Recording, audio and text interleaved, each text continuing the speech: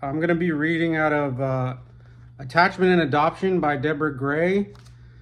Deborah Gray is a clinical social worker specializing in attachment, grief, and trauma based in Kirkland, Washington, USA. She grew up in an extended family with many adopted members, and her website is deborahgray.com. I just think this is an amazing book for all adoptive families. I wish I had parents that were more aware of the attachment styles and what adoptees need for children that have been separated from their families. But let's get into it. Page 66, Grief as a Theme in Attachment.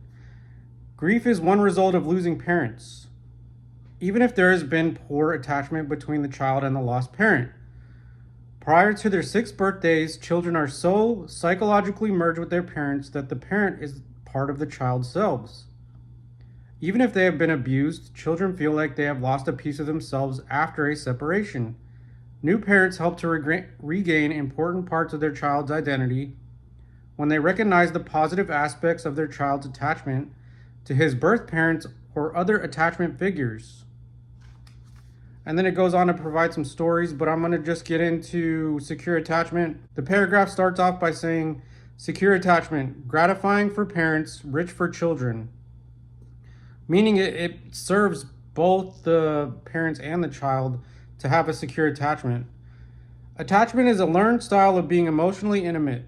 When thinking of attachment, people naturally form an image of a positive, secure attachment, which is just one of the types of attachment. Secure attachment is a relationship involving intimacy, exclusivity, mutual enjoyment, acceptance, and recognition of the other's feelings.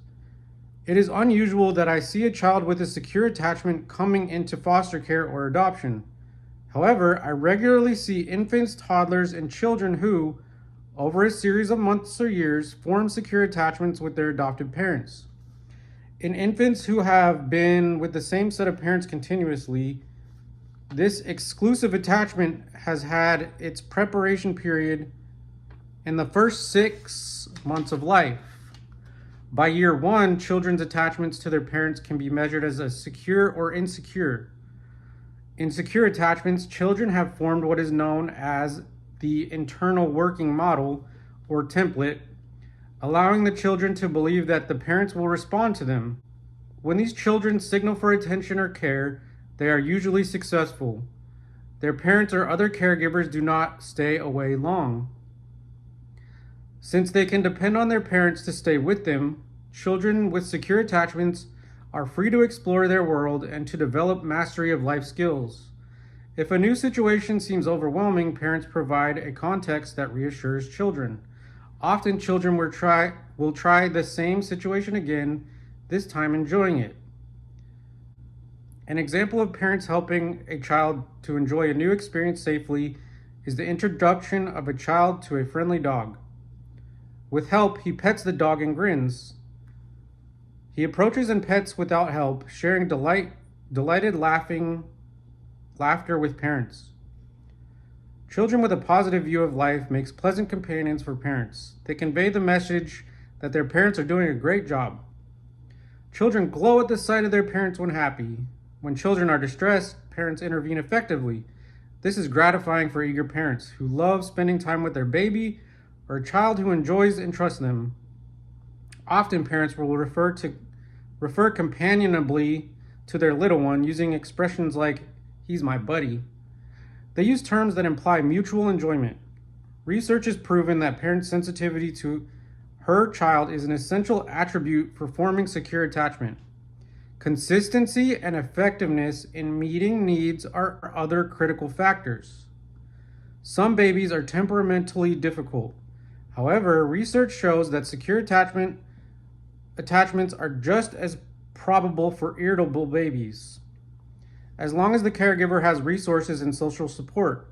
Social support for caregivers who were mothers in the research project was the variable that caused a difference in secure or insecure attachment in an irritable child. Cassidy Shaver, 1999, page 73 and 74. When parents are forming attachments with their child who are irritable because of trauma and grief, Parents will need social support. This support helps them to sustain their efforts in promoting secure attachment. As a group, children who are securely attached have the best behavioral control. It is easier for children to maintain self-control when they are feeling loved and confident in their care. Anxious children have a constant level of distress that works against self-control. When the children are separated from their parents in research situations, the securely attached children return most quickly to normal emotional states, with normal heart rates once their parents return. Children with secure attachment histories show good capacity for friendship. In more than one study, children with secure attachment histories were never victims or victimizers. They also scapegoated less often and showed less hostility towards other children. Experts concluded that being consistently nurtured and responded to empathetically leads not to a spoiled, self-indulgent child, but rather an empathetic child. Those whose caregivers are responsive to their tender needs learn that when one person is needy, the other person responds. When one person is emotionally over-aroused, the other provides comfort or reassurance. All that these children require are the cognitive advances necessary to play the more mature role.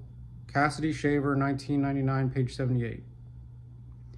Children who have secure attachments can become insecurely attached if separated from their parents too long. Mental illness in the parent, abuse, and trauma can also change children's views of their relationship. Evidence by a change